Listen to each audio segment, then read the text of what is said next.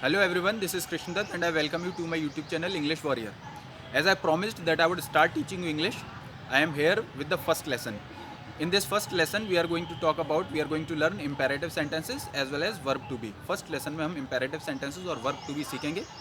Why I am going to start with imperative sentences? Because imperative sentences are the easiest kind of sentences in English. Imperative sentences English में सबसे आसान sentences होते हैं. That's why whenever I start teaching my students, I always begin with imperative sentences. इसलिए मैं हमेशा अपने students को imperative sentences से पढ़ाना शुरू करता हूँ. While learning imperative sentences, you get the time to get familiar with English. आपको English से familiar होने का time मिल जाता है imperative sentences सीखते सीखते. And because they are very easy, students usually learn them quickly, क्योंकि आसान होते हैं इसलिए स्टूडेंट्स उन्हें जल्दी से सीख लेते हैं. And it gives them initial confidence, तो उनको इनिशियल कॉन्फिडेंस भी मिल जाता है. So that's why I am going to start with imperative sentences. So as I said that imperative sentences are the easiest kind of sentences. सबसे आसान sentences होते हैं. See, first of all let me tell you what are imperative sentences. Imperative sentences are those, as if we see it in Hindi, अगर हम हिंदी में देखें तो जब हम ऐसे बोलते हैं कि ऐसा करो वैसा करो, ऐसा करना वैसा करना, ऐसा किया करो वैसा किया करो, these are all called imperative sentences. जैसे मैं किसी से बोलूँ दरवाज़ा बंद कर दो, दरवाज़ा बंद कर दो, दरवाज़ा बंद कर देना, दरवाज़ा बंद कर दिया करो. सो this is an example of imperative sentence.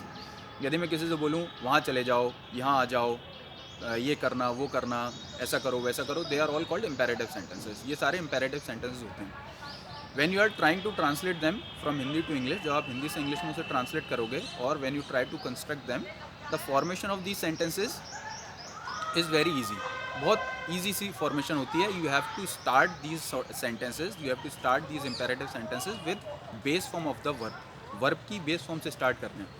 तो वर्ब मीन्स कोई भी एक्शन, कोई भी काम. तो जो भी काम करने के लिए आप किसी पर्सन से बोल रहे हो सेंटेंस में, बस आपको वही काम सेंटेंस की स्टार्टिंग में रखना है. जैसे मैंने किसी से बोला दरवाज़ा बंद कर दो, तो मैं क्या काम करने के लिए बोल रहा हूँ? I am asking that person, मैं उस पर्सन से बोल रहा हूँ टू क्लोज द डोर, दरवाज़ा बंद करने के लिए. तो बंद करना इज़ वर्ब है. तो यहाँ पे वर्ब क्या होगी? बंद करना. बंद करने की इंग्लिश क्लोज. क्लोज मीन्स बंद करना. So you have to start this sentence with close. आपको ये सेंटेंस बस क्लोज से स्टार्ट करना है. तो ऐसा ही बस इंपेरेटिव सेंटेंस में करना पड़ता है. So this sentence will go like this: close the door, दरवाज़ा बंद कर दो. अब suppose I am asking somebody कि मैं किसी से बोल रहा हूँ यहाँ आइए, तो मैं क्या काम करने के लिए बोल रहा हूँ? क्या काम करने के लिए बोल रहा हूँ? आने के लिए. आने की इंग्लिश कम. Come here. तो जो भी काम करने के लिए आप बोल रहे हैं, जो भी एक्शन करने के लिए आप किसी पर्सन से बोल रहे हैं, you have to put it first in the sentence. आपको इस सेंटेंस को उसी वर्ब को सेंटेंस में पहले रखना है. बस imperative sentences इज डन. तो imperative सेंटेंस हो जाता है, बन जाता है. So this construction of imperative sentences is very easy. बहुत ईजी सी फॉर्मेशन होती है. Let me give you some more examples. थोड़े से और आपको एग्जाम्पल्स देता हूँ. मुझसे बात करो. अगेन देखो, ऐसा करो वैसा करो, this is an imperative sentence. ये एक imperative सेंटेंस है. तो मुझसे बात करो. अब आपको करना क्या है? एक्शन. क्या एक्शन करने के लिए बोल रहे हैं? बात करने के लिए. बात करने की English talk. Talk to me. Easy. मेरी तरफ देखो. तो again it's an imperative sentence. imperative sentence है. तो क्या काम करने के लिए बोला जा रहा है इसमें? मेरी तरफ देखो. देखने के लिए. तो देखने की इंग्लिश लुक. लुक एट मी. मेरी बात सुनो. ये भी एक imperative सेंटेंस है.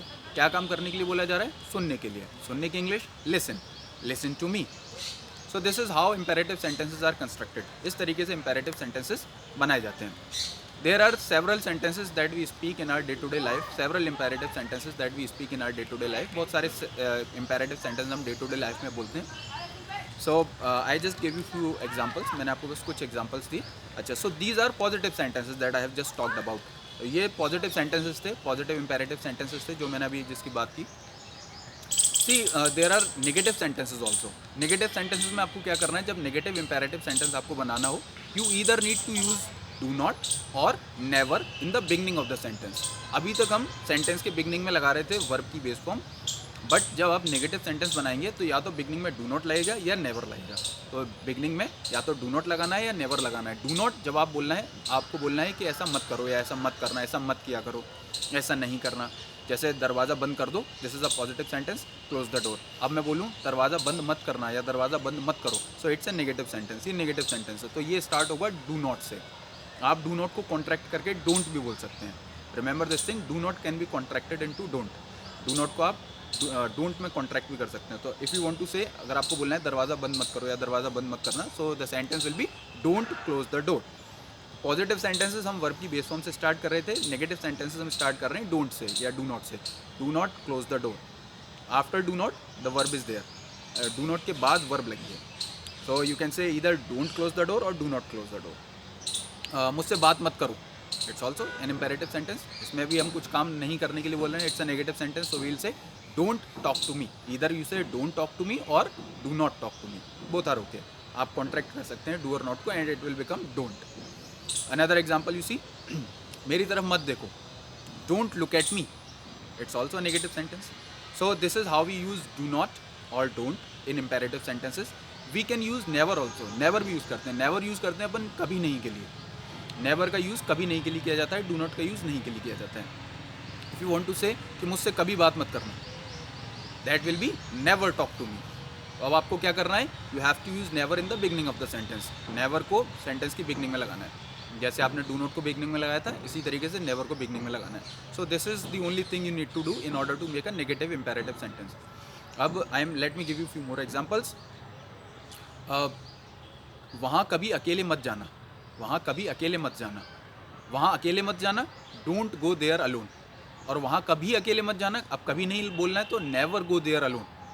So this is how imperative sentences are constructed. इस तरीके से इम्पेरेटिव सेंटेंसेस बनाए जाते हैं। इसे मत छुओ, डोंट टच इट, इसे मत छुओ, इसे मत छूना, इसे मत छुआ करो, ये सब इम्पेरेटिव सेंटेंस के एग्जाम्पल हैं। Don't touch it. Imperative sentence को यूज़ करके आप रिक्वेस्ट भी बना सकते हैं। इम्पेरेटिव सेंटेंस को यूज़ करके आप किसी को ऑर्डर भी दे सकते हैं। इम्पेरेटिव सेंटेंस को यूज़ करके आप किसी को एडवाइस भी दे सकते हैं। Let me give you an example. जैसे मैं आपको एक एग्जाम्पल दूँ, first example that I talked about was close the door. जो मैंने पहला एग्जाम्पल की बात की वो था close the door. Suppose I am sitting here in a room, मैं किसी रूम में बैठा हूँ, you are also sitting in front of me, आप भी मेरे सामने बैठे हो। Now cool wind is coming through the door, दरवाजे से ठंडी हवा आ रही है। Now I want to give you an order, you are my junior, so I want to give you an order. मैं आपको एक ऑर्डर देना चाहता हूँ, दरवाज़ा बंद कर दो। The sentence will be the same, close the door, close the door, so it will be my order. Now suppose the same situation is there, you are sitting, cool wind is, you are sitting, I am sitting in the room, cool wind is coming through the door, ठंडी हवा दरवाजे से आ रही है। Now this time you are saying sir I am feeling cold, what should I do. अब आप कह रहे हो इस बार कि मुझे ठंड लग रही है, मैं क्या करूँ। तो I will give you an advice, if you are feeling cold close the door, यदि आपको ठंड लग रही है तो दरवाज़ा बंद कर दो। देखिए दोनों टाइम जब मैंने आपको ऑर्डर दिया तब, और मैंने आपको एडवाइस दी तब, दोनों ही टाइम, दोनों ही समय पर सेंटेंस का स्ट्रक्चर सेम था, close the door, close the door, same structure था, ओनली इंटोनेशन वॉज डिफरेंट। खाली इंटोनेशन जिस तरीके से बोल रहा था मैंने वो थोड़ी डिफरेंट थी। पहले मैं थोड़ा order, when I give you the order then my voice was little harsh, तो मेरी वॉइस थोड़ी हार्श सी थी, थोड़ा रूडली, काइंड ऑफ रूडली मैंने आपको बोला। जब मैंने आपको एडवाइस दी तब मैंने आपको नॉर्मली बोल दिया close the door, but the structure of the sentence is same at both of the time. दोनों ही टाइम पर स्ट्रक्चर जो था सेंटेंस का वो सेम था। We can make the request also by using imperative sentences. Imperative sentence को use करके हम रिक्वेस्ट भी बना सकते हैं। Suppose you are feeling cold, you want to make a request to your colleague, the situation is same, you are feeling cold, you are in a room, cool wind is coming through the door, ठंडी हवा दरवाजे से आ रही, so you are making a request to your peer, your colleague, जो आपके साथ का बंदा है, उससे आप रिक्वेस्ट कर रहे हो प्लीज़ क्लोज द डोर और क्लोज द डोर प्लीज़। तो ये रिक्वेस्ट हो गई, स्ट्रक्चर सेम है सेंटेंस का। So imperative sentences can be used in order to make a request और टू गिव एन एडवाइस और अ कमांड। किसी से रिक्वेस्ट करने के लिए, किसी को एडवाइस देने के लिए, किसी को ऑर्डर देने के लिए इम्पेरेटिव सेंटेंस का यूज़ किया जाता है। So positive sentences, remember this thing, positive sentences begin with base form of the verb, verb की बेस फॉर्म से, फर्स्ट फॉर्म से स्टार्ट हो जाते हैं। And negative sentences will begin either with don't और नेवर, और नेगेटिव सेंटेंसेस या तो डोंट से स्टार्ट होंगे या नेवर से स्टार्ट होंगे, depending on whether you want to say नहीं और कभी नहीं। अगर आप नहीं बोलना चाहते हैं तो डोंट, और कभी नहीं बोलना चाहते हैं तो never. So this is how these imperative sentences are constructed. Now see I just give you couple of examples, मैंने आपको कुछ एग्जांपल्स दिए। You need to practice little more. These 4, 5, 6 examples और 10 examples are not going to be sufficient for you. ये 5-7 examples से कुछ नहीं होने वाला। You need more practice. So for more practice what you can do, either you can search imperative sentences on internet, या तो आप इंटरनेट पर सर्च कर सकते हो, और you can find these imperative sentences somewhere in the book like my book, As I showed you my book in my previous 2 videos, I am showing it again for those who are joining me just now, first time. So this is my book that I have written. It's called Enhanced Spoken English with Ease. It's available on Amazon. ये Amazon पर available है and it's very inexpensive. बहुत सस्ती सी book है and it is going to be very useful for you. और आपके लिए बहुत यूज़फुल होने वाली है. So in this book I have explained all the topics which somebody needs in order to master this language. जो भी आपको इंग्लिश सीखने के लिए चाहिए होता है, मैंने सब कुछ इसमें एक्सप्लेन किया है. Apart from that, as I was telling in my earlier videos, जैसा मैं आपको अर्लियर वीडियोज़ में आपको बता रहा था, I have incorporated a lot of sentences, a plethora of sentences in this book. बहुत सारे सेंटेंस मैंने लिखे हैं इस बुक में ऑन ईच टॉपिक, हर टॉपिक पर. For example, if you go in imperative sentences, there you will find a lot of sentences which you can read and have wonderful practice, जो आप पढ़ सकते हैं और प्रैक्टिस कर सकते हैं. तो प्रैक्टिस के लिए you must have this book. आपके पास ये बुक ज़रूर होनी चाहिए. I promise this thing that you will not find a book of this kind in market, because I have also studied through books. When I was studying, I also had to buy a lot of books because all the topics were not covered just in one book, क्योंकि सारे topics एक book में cover नहीं किए जाते थे. But in this book I have written everything. I have incorporated all the topics which you require in order to learn this language. जो आपको ज़रूरत है वो सारी topics इस book में available हैं. That's why I recommend that you must buy this book. आपको ये book ज़रूर लेनी चाहिए. You will have a wonderful practice from it, because I have given a lot of sentences with each topic. Her topic के साथ बहुत सारे sentences दिए. तो देखिए, मैंने आपको वीडियो में 5, 7, 10 सेंटेंस का एग्जांपल दिया. This is not going to be sufficient. अगर मैं आपको एग्जांपल्स ही सारे देने बैठूंगा तो then the video will be very long. So it's better you buy this book, because any time you need any sort of help, you can just open the pages about the and you can go through the topic that you want to learn or that you want to revise. जो भी आप topic revise करना चाहते हैं, आप book खोलें और हमेशा पढ़ सकते हैं आप. This book will help you a lot. It will be with you all the time. हमेशा आपके साथ रहेगी. So when ever you want you can read it. So it's I recommend that you should buy this book. It's going to give you a lot of practice, a lot of knowledge. So let's move ahead. So we have just talked about imperative sentences. अभी हमने imperative sentence की बात की. Now let's move to our next topic for today's video. आज की topic के लिए अगला टॉपिक, आज की वीडियो के लिए हमारा अगला टॉपिक जो है, that is verb to be. Verb to be. So let me tell you when we use verb to be. Verb to be का यूज़ हम तब करते हैं when we want to talk about someone's or something's being or existence. जब हम किसी व्यक्ति या वस्तु के होने की बात करते हैं, in that case we use verb to be. उस केस में हम verb to be यूज़ करते हैं. Now verb to be has some forms in present, some forms in past. कुछ present में इसकी forms होती हैं, कुछ past में forms होती हैं, और फ्यूचर में हम विल भी यूज़ करते हैं. We will talk about it. We will talk about all these things one by one. So जब आप प्रेजेंट में किसी व्यक्ति या वस्तु को होने की बात करते हैं, when you talk about someone's or something's being in present, जब आप किसी की होने की किसी व्यक्ति या वस्तु को होने की बात करते हैं प्रेजेंट में, we use is, am and are. हम यूज़ करते हैं इज़, एम और आर. तो is with singular subject, am with plural subjects, are with is with singular subject, am with I and are with plural subjects. तो is singular subject के साथ, M I के साथ और आर प्लूरल सब्जेक्ट के साथ. So this is how we use is am are. तो इस तरीके से हम इज़ एम आर यूज़ करते हैं. याद रखें, जब आप किसी व्यक्ति या वस्तु के केवल होने की बात कर रहे हो, no action is taking place, कोई एक्शन नहीं हो रहा, कोई काम नहीं हो रहा. Only we are talking about someone's or something's being. किसी व्यक्ति या वस्तु के बस होने की बात कर रहे हो कि ये ऐसा है, ये वो है, मैं डॉक्टर हूँ, तुम मेरे दोस्त हो, लाइक दिस. तो as I told you, is with singular subjects, am with I and are with plural subjects. तो इज़ को सिंगुलर सब्जेक्ट के साथ, एम को आई के साथ और आर को प्लूरल सब्जेक्ट के साथ आपको यूज़ करना है. Let me give you few examples. जैसे मैं आपको कुछ एग्जांपल्स दूँ. यह एक पेड़ है. मैंने केवल इस पेड़ के होने की बात की. I am just talking about this the existence of this tree. केवल ये पेड़ है और कोई काम नहीं हो रहा. So in this case we'll use verb to be. अब ये प्रेजेंट में बात कर रहा हूँ कि है, हाँ नहीं है. So we'll use is, am और आर. या तो इज़ यूज़ करेंगे, या एम यूज़ करेंगे, या आर यूज़ करेंगे. सो दिस इज ये एक पेड़ है. तो पेड़ is singular, tree it's singular. In that case we'll use is. So this is a tree. अब मैं अगर ये बोलूँ ये पेड़ हैं, एक से ज़्यादा पेड़ हैं, यहाँ बहुत सारे पेड़ हैं मेरे सामने, तो I can say these are trees, क्योंकि ये पेड़ हैं. अब पेड़ प्लूरल हो गया. So in plural with plural subjects we use are, as I just told you. तो जैसे मैंने आपको बताया, प्लूरल के साथ हम आर यूज़ करते हैं. अब यदि मैं बोलूँ कि आप मेरे दोस्त हो, मैं होने की बात कर रहा हूँ, आप मेरे दोस्त हो, in this case we'll use you. अब यू के साथ, you is always treated as plural whether we are talking to a single person or more then one. या हम सिंगल पर्सन से बात करें या एक से ज़्यादा लोगों से बात करें, you is considered always kind of plural. You को हमेशा प्लूरल की तरह ही ट्रीट करते हैं.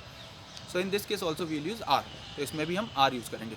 You are my friend, you are my friend. आप क्लास के सबसे अच्छे लड़के हो, you are the best boy in the class, you are the best boy in the class. So this is how we use are plural subjects के साथ। जैसे ये कुर्सियाँ हैं, these are chairs, these are chairs. वे students हैं, those are students, those are students. So in plural subjects we are using are, plural subject के साथ हम लोग आर यूज़ कर रहे हैं। Now let's talk about I. I की बात करते हैं। As I told you, with I we use am, I के साथ एम यूज़ करते हैं। इफ़ आई से मैं एक डॉक्टर हूँ, होने की बात कर रहा हूँ, सिर्फ वर्ब बी यूज़ करनी है। I am a doctor, I am a doctor, मैं एक डॉक्टर हूँ। अब नेगेटिव सेंटेंसेस जब हम इसके बनाएं तो अपने को क्या करना है, either we will use not और नेवर, या तो नॉट यूज़ करना है या नेवर यूज़ करना है। जैसे मैं एक डॉक्टर हूँ, आई एम अ डॉक्टर, मैं एक डॉक्टर नहीं हूँ, I am not a doctor. तुम मेरे दोस्त हो, यू आर माई फ्रेंड, तुम मेरे दोस्त नहीं हो, you are not my friend. ये पेड़ हैं, दीज आर ट्रीज, ये पेड़ नहीं है, these are not trees. So this is how we use not. Never कैसे यूज़ करेंगे, जैसे मैं बोलूँ कि आप कभी घर पर नहीं होते हो, होने की बात कर रहा हूँ, आप कभी घर पर नहीं होते हो, तो कभी नहीं के लिए नेवर यूज़ करते हैं। You are never at home, you are never at home. So this is how we construct negative sentences using is am are. अब let's talk about interrogative sentences. Interrogative sentences are those in which you ask question, जिनमें आप question पूछते हैं, that these sentences are called interrogative sentences, इन्हें interrogative sentences बोलते हैं। So interrogative sentences have a certain structure, interrogative sentences का एक certain structure होता है। दे either start with a helping verb और विद अ क्वेश्चन वर्ड, या तो हम उन्हें हेल्पिंग वर्ड से स्टार्ट करते हैं, जैसे for example we have is am are here, the helping words, यहाँ पर हमारी हेल्पिंग वर्ड्स हैं इज एम आर, तो या तो हम उन्हें हेल्पिंग वर्ड से स्टार्ट करते हैं या फिर क्वेश्चन वर्ड से स्टार्ट करते हैं, depending on the sentence. Sentence पर डिपेंड करता है, अगर कोई क्वेश्चन वर्ड है तो क्वेश्चन वर्ड सबसे पहले आएगा सेंटेंस में, अगर क्वेश्चन वर्ड नहीं है तो हेल्पिंग वर्ड पहले आएगी सेंटेंस में। जैसे late me give you few examples.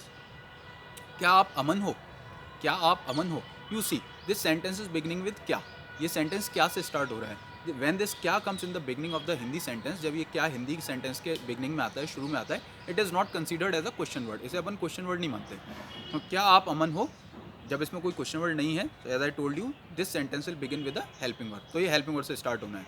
क्या आप अमन हो, आपके साथ हम क्या यूज़ करते हैं, इज, एम और आर। यू के साथ हम आर यूज़ करते हैं, तो are is the helping word in this sentence. इस सेंटेंस में हमारी हेल्पिंग वर्ड है वो है are. So are you Aman, the sentence will be are you Aman. अब इसी सेंटेंस को अगर मैं थोड़ा सा चेंज करूँ कि अमन कहाँ है, so this sentence, in this sentence you see we have a question word, इस सेंटेंस में एक क्वेश्चन वर्ड है वो है कहाँ। तो अब कहाँ की इंग्लिश, वो क्वेश्चन वर्ड सबसे पहले आ जाएगा, फिर हेल्पिंग वर्ब आएगी। So where is Aman, where is Aman. अब हम अमन की बात कर रहे हैं, अब हम यू की बात नहीं कर रहे, इसलिए हमने इज़ यूज़ किया।